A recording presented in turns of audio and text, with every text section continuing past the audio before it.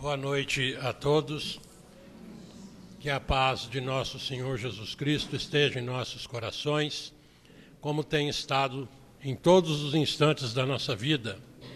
É com muita alegria que nós atendemos o convite do Valentim, agradecemos a atenção que ele sempre nos dá e trazemos lá da nossa Casa Espírita, Culto de Assistência Espírita Alberto Ferrante, um abraço amigo, fraterno, para todos os irmãos desta casa.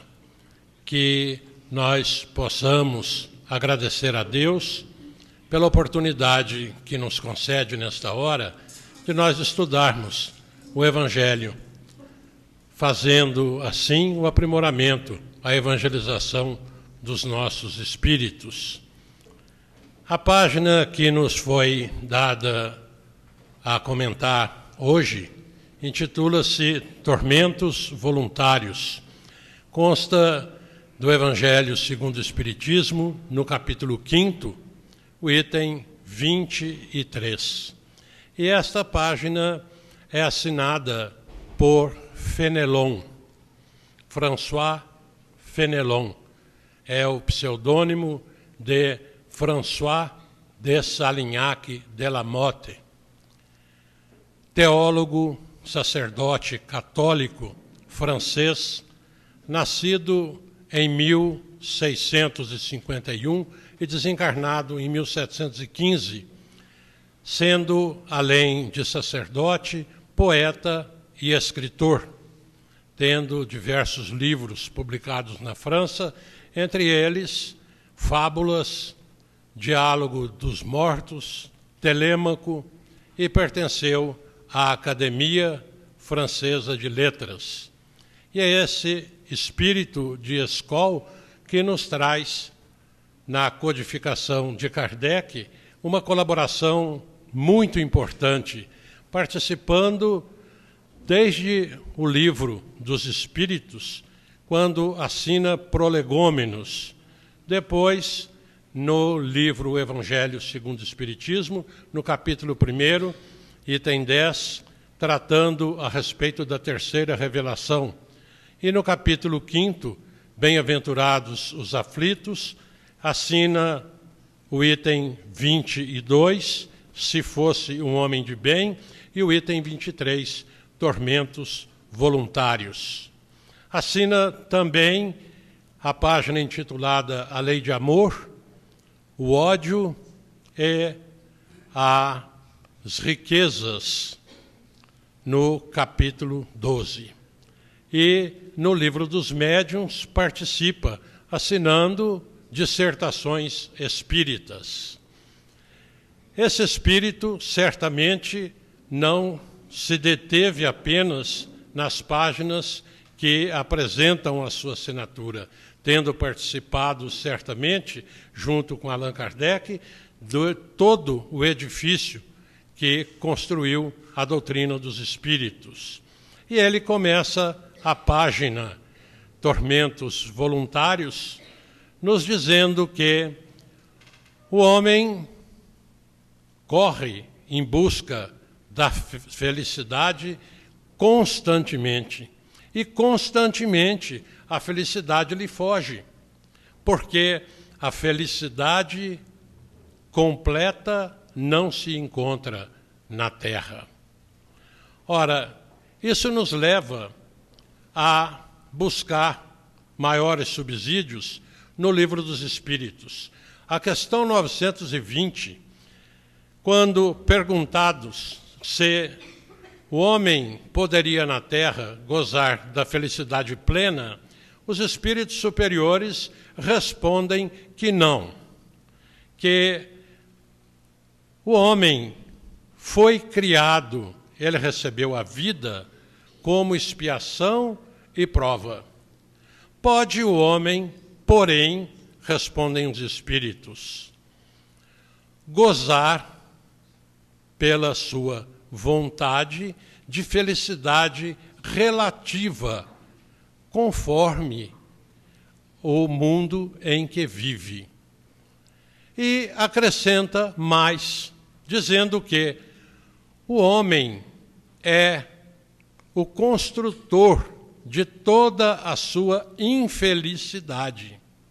E que, se seguir a lei de Deus, colocar em prática a lei de Deus, ele pode alcançar e gozar de felicidade, tanto quanto possa se apresentar na sua vida na terra, vida grosseira.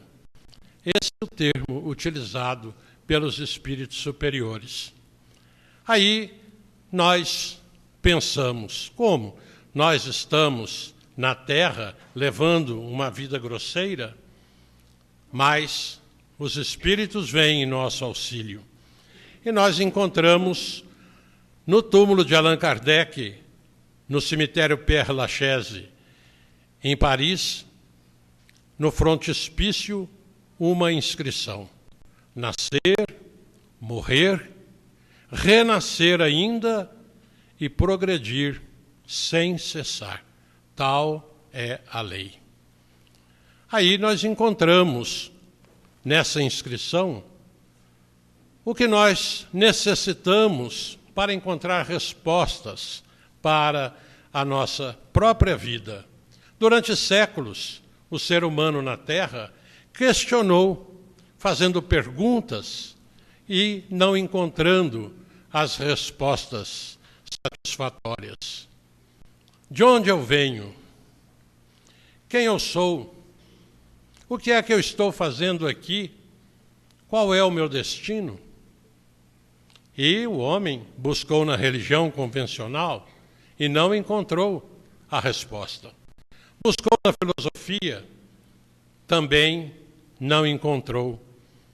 E nas linhas de pensamento diversos na Terra, sem encontrar a mínima possibilidade de satisfazer os seus questionamentos.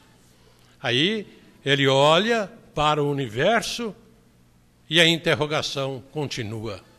Habita um planeta minúsculo, numa galáxia de 200 bilhões de estrelas, e não encontra a resposta para os seus questionamentos. Aí vem a doutrina dos espíritos, codificada por Allan Kardec, nos dizer que somos espíritos imortais, criados por Deus, simples e ignorantes. Estamos na Terra aproveitando oportunidades que a misericórdia de Deus nos concede a fim de realizarmos a nossa evolução moral. Criados simples e ignorantes, mas no frontispício do túmulo de Allan Kardec nós vimos a inscrição: e progredir sem cessar, tal é a lei. Então nós estamos aqui para atingirmos o ponto máximo da escala espírita. Criados simples e ignorantes, atingiremos a condição de espíritos puros, queiramos ou não.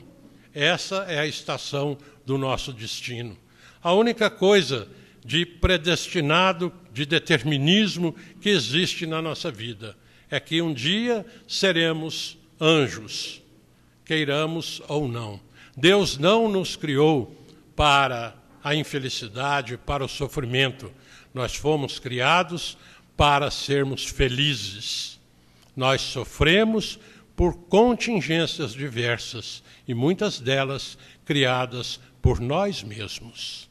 Então nós encontramos lá no Livro dos Espíritos que nós podemos ser felizes tanto quanto nós podemos obter na nossa vida grosseira no planeta Terra, mas sabemos que a felicidade, ela existe sim, e é por isso que Jesus, iniciando o Sermão da Montanha, essa obra-prima que é a obra de autoajuda mais importante que existe no universo, a ponto de Gandhi dizer que se todas as obras de autoajuda fossem destruídas e ficasse apenas o sermão da montanha, não se teria perdido nada. E Jesus diz: bem-aventurados os humildes, porque deles é o reino dos céus. Bem-aventurados os aflitos, porque serão consolados. Bem-aventurados os misericordiosos, os puros de coração, aqueles que têm paciência.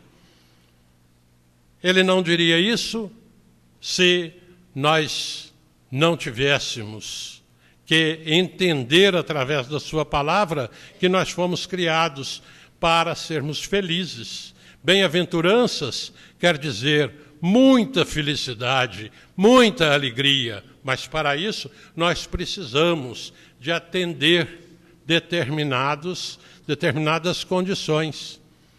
E a principal delas é nós seguirmos o Evangelho. Porque no final do Sermão da Montanha, Jesus nos faz uma advertência.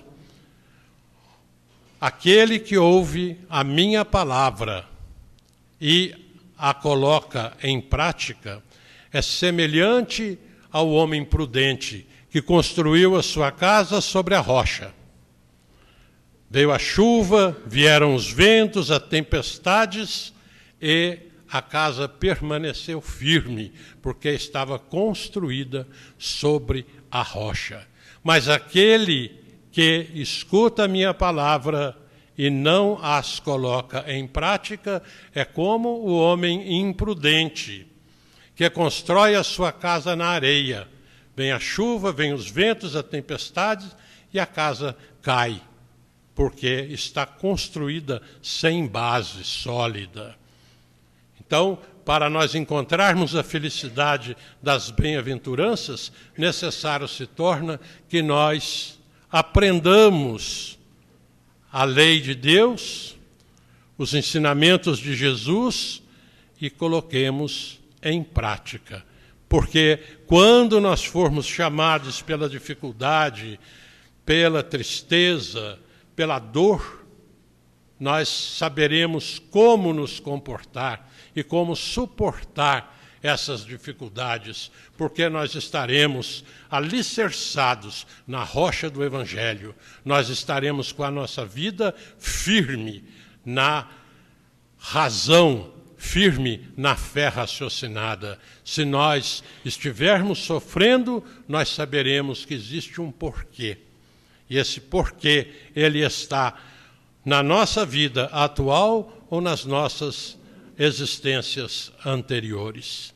Razão pela qual, quando Fenelon nos diz que nós procuramos a felicidade constantemente e constantemente a felicidade foge, mas os Espíritos nos dizem que nós podemos ser felizes relativamente, e Fenelon, na sua mensagem, ele reafirma que nós podemos encontrar, sim, a felicidade relativa, se nós basearmos e buscarmos essa felicidade não nos prazeres materiais, porque nós já trazemos, quando reencarnamos, dificuldades diversas, que são os nossos compromissos assumidos pelas nossas intemperanças, pelos nossos desequilíbrios das nossas vidas anteriores. Dificuldades essas que nós temos que superar, mas se nós insistirmos em buscar a felicidade nos prazeres, nas coisas materiais, nós estaremos muitas vezes agravando ainda mais o caminho que nós haveremos de passar. Mais dificuldades virão. Com isso, não quer dizer que nós não devamos nos preocupar com as coisas da matéria. É até responsabilidade nossa. O que nós não devemos é nos tornarmos escravos do ter, nos tornarmos escravos daquilo que, na ânsia de nós querermos cada vez mais, nós assumirmos mais e mais e mais compromissos.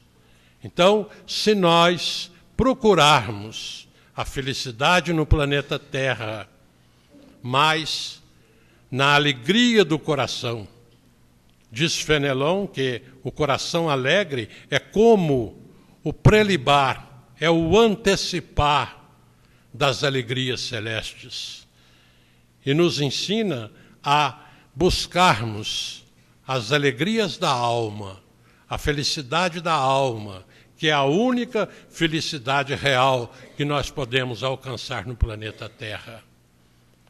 E diz que muitas vezes nós, na ânsia de encontrarmos a felicidade, nós cometemos enganos, nós cometemos erros pela nossa livre e espontânea vontade, causando-nos tormentos extraordinários que perturbam a nossa paz interior e desequilibram o nosso caminho no planeta Terra. Aí nós vamos buscar em Ivone Pereira, a médium de um trabalho extraordinário dentro da doutrina dos espíritos, numa obra intitulada A Luz do Consolador, a página que chama exatamente Tormentos Voluntários. Alerta-nos Ivone Pereira, nesta página, que Allan Kardec e os seus colaboradores, e também os instrutores espirituais, têm informado por unanimidade que, além das dificuldades que nós trazemos no processo reencarnatório, nós temos que enfrentar em número muito grande, e provavelmente o número das nossas dificuldades, do nosso sofrimento, seja muito maior devido a todas as nossas atitudes, o nosso comportamento buscado pela nossa própria vontade. Tormentos voluntários quer dizer exatamente isso. São aqueles sofrimentos que nós, pela nossa vontade, nós procuramos para nós mesmos. E exemplifica dizendo que quantos pais e mães lamentam as atitudes de seus filhos porque, no momento adequado, foram fracos, ou desinteressados, ou irresponsáveis, quando os filhos, em tenra idade, começaram a demonstrar atitudes impróprias, como o orgulho, o egoísmo, a vaidade, e os pais não tiveram condição para, no momento exato, corrigir os seus filhos. E, posteriormente, sofrem, porque veem os filhos se comportando de maneira inadequada. E, muitas vezes, promovendo para os próprios pais aquilo que se chama a ingratidão dos filhos. Quantas criaturas que desperdiçaram o seu tempo e depois lamentam por não terem feito isso ou aquilo.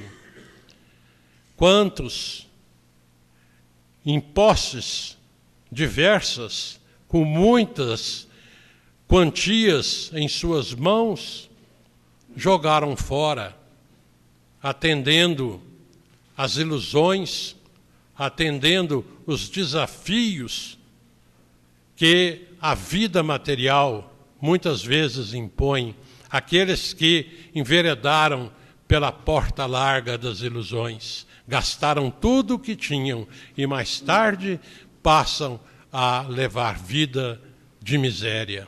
Quantas criaturas assim! Então, são esses que já estão vivenciando as dificuldades, o sofrimento e a dor causada por eles mesmos. E Ivone Pereira cita um caso vivenciado por ela própria no Rio de Janeiro. Conta que estava visitando amigos no subúrbio longínquo do Rio, quando viu determinada mulher sem as pernas numa esquina, uma mulher muito sofrida, maltrapilha, esfarrapada, com uma criança de uns 10 anos aproximadamente, paralítico, também sem condição de se mover, em situação muito difícil. E ela vivia de esmolas minguadas, porque ela não tinha capacidade de se locomover em busca de auxílios maiores. E essa mulher estava ali num sofrimento terrível, e ela procurou saber como que ela tinha chegado àquela condição. E ela soube, então, que a mulher, ela vivia numa casa humilde, simples, confortável, era casada em segunda núpcias com um operário, com quem teve um filho que estava com 2 anos, e ela trazia do primeiro casamento um filho com 5 anos. Determinado dia, o operário, o marido dela, chegou em casa e ele estava muito preocupado porque as despesas estavam aumentando e o salário não estava acompanhando o aumento das coisas. E o marido, então, chega à esposa, que vivia uma vida regular, era uma vida pobre, mas não faltava nada. Ela tinha os afazeres domésticos, cuidava das crianças, mas ela ouviu do marido um pedido de que era necessário fazer economia, que algumas despesas extras, supérfluas, deveriam ser cortadas e que ela fizesse o possível para que eles não passassem maiores apertos futuros. A mulher se ofendeu. Ela, no momento de cólera, brigou, se comportou de maneira com muita raiva, brigaram, e o marido, para evitar coisa pior, saiu, foi para a rua respirar ar mais puro, e a mulher também pegou as 2 crianças e saiu.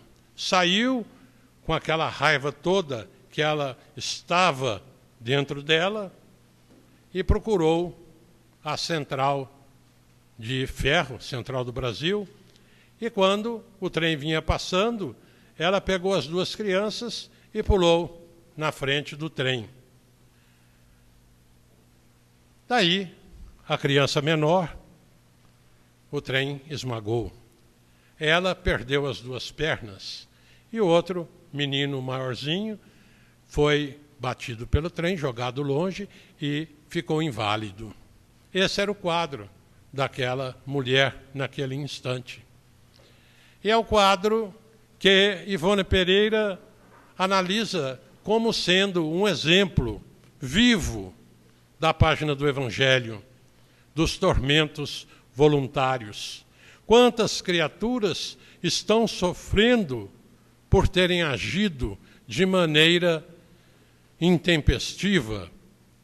Poderia ter utilizado os recursos que a religião oferece, a prece, um momento de paciência, porque, na realidade, o suicídio, a raiva, a cólera, não são leis, não fazem parte da lei de Deus. A própria criatura é que constrói as condições para que tal ato seja cometido ou tentado. No caso da mulher, ela não trazia como prova dos seus erros de vidas passadas passar por aquilo. Ela trazia, sim, a prova da paciência, da resignação, da aceitação de uma vida pobre. Mas, com o seu gesto, ela criou uma dificuldade terrível, vivendo a vida que ela estava naquele instante, graças à sua atitude, sem pensar. Então, voluntariamente, pela sua vontade do momento, ela tentou o suicídio. E é muito importante que nós tratemos desses assuntos, porque quanto mais criaturas, quanto mais pessoas conhecerem os recursos, os postulados doutrinários, conhecerem os ensinamentos do Evangelho de Jesus, muito menos casos de criaturas sofrendo nós iremos ver na Terra. E hoje nós vivemos momentos muito sérios no nosso planeta, nessa hora da transformação. E é indispensável que nós estejamos muito atentos para o rumo das nossas vidas, para que a luz, o roteiro que nós iremos imprimir ao nosso caminho, seja o roteiro do Evangelho. É indispensável que nós coloquemos em prática, em todos os instantes, as lições de Jesus. As lições que o Mestre nos trouxe como enviado do nosso Criador. É o nosso guia, o nosso modelo. Então nós não podemos, em instante algum da nossa vida, nos esquecer que os ensinamentos do Evangelho são fundamentais para nós encontrarmos a nossa paz e a nossa felicidade. Nos lembramos, então, do capítulo 7 do Evangelho segundo o Espiritismo. Bem-aventurados os pobres de espírito, na lição número 12, quando trata do orgulho e da humildade. A página assinada por Adolfo, bispo de Argel, nos faz uma pergunta inicial. Homens, por que vos queixais das dificuldades que vós mesmos acumulastes sobre as vossas cabeças? Desprezastes a sublime, santa e divina moral de Jesus. Não vos espanteis, pois, que a taça da iniquidade esteja transbordando por toda parte.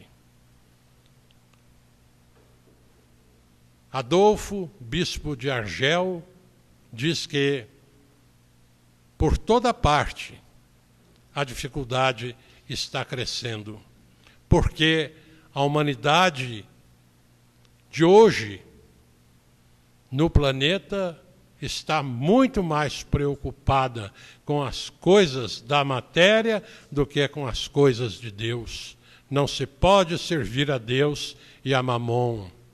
Nós não temos condição de nós querermos atender às coisas da matéria e às coisas do espírito. Nós não podemos ficar em cima do muro. Ou nós nos decidimos definitivamente a corrermos atrás do homem novo, do homem transformado, do homem modificado, do homem evangelizado para alcançar a paz, a felicidade, ou nós vamos continuar criando para nós mesmos, através da busca dos prazeres materiais, criando cada vez mais problemas e problemas e dificuldades. Nós não sabemos ainda avaliar o tanto que os nossos momentos de insegurança, os nossos momentos de raiva, os nossos momentos de mágoa, os nossos momentos de remorso fazem mal à nossa saúde. Transformam aquilo que a gente está buscando de equilíbrio em momentos de muita dificuldade. Nós temos que realmente colocar em prática a lição de Jesus. O Fenelon, ele vai mais além na sua página. Ele diz que desses tormentos voluntários que nós buscamos, na maior parte, os mais difíceis de nós controlarmos, e são os que causam mais problemas nas nossas vidas, são aqueles causados pela inveja e pelo ciúme.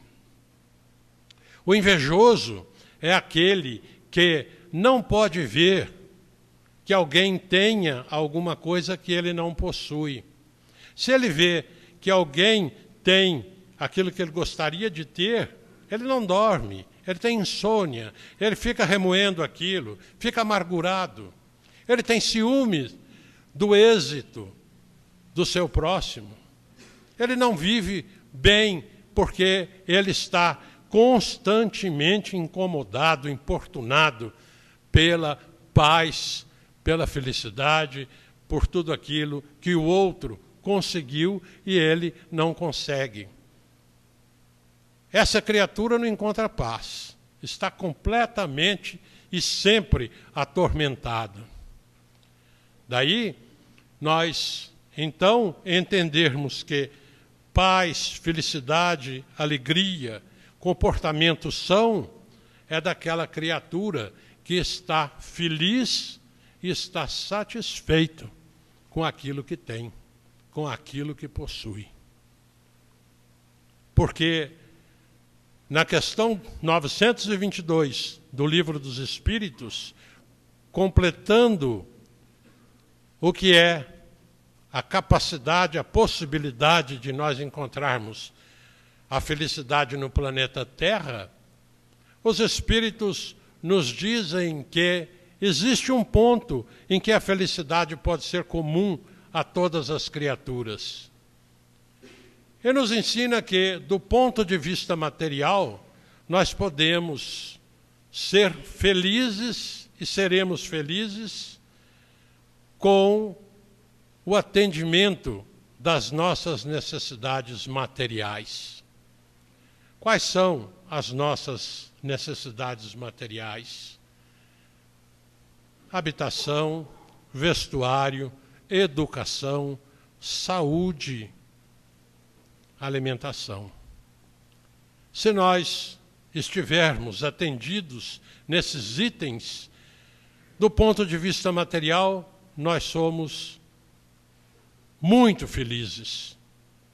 E eu acredito que aqui nós somos todos muito felizes, porque nós temos todas as necessidades materiais bem atendidas.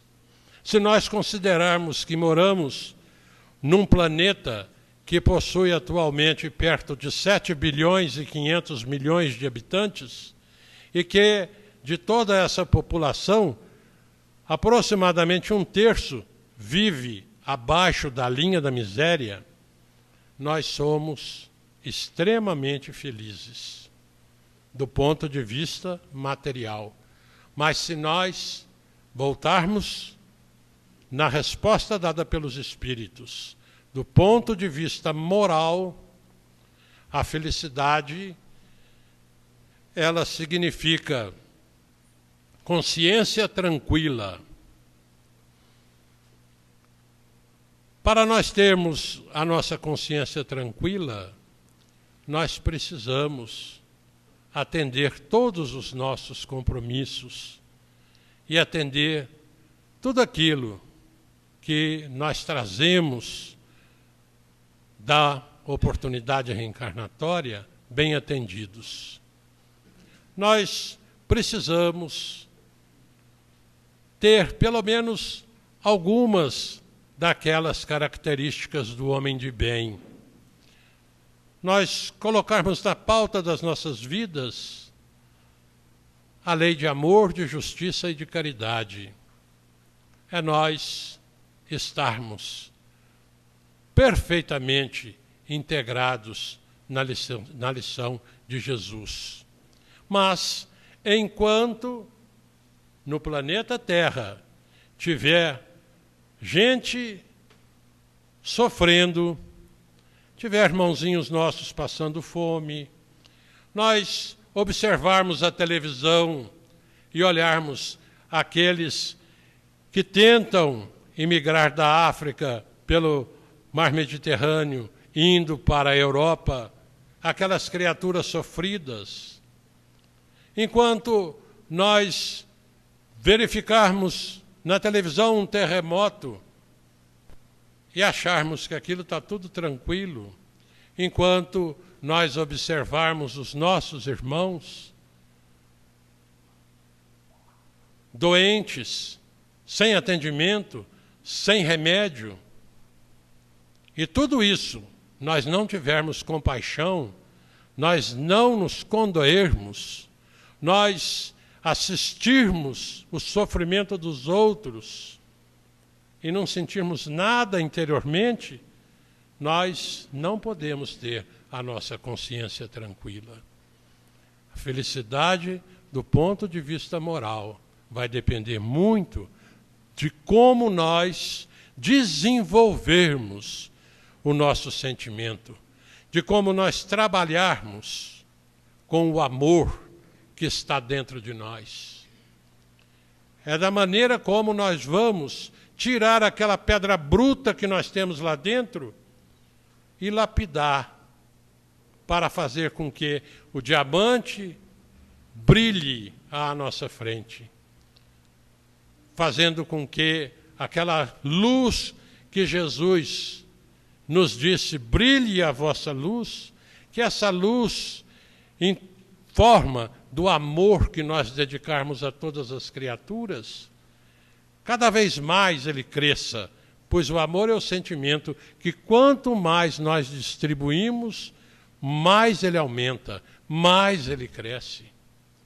Para nós termos a nossa consciência tranquila, nós precisamos colocar realmente Jesus nas nossas vidas.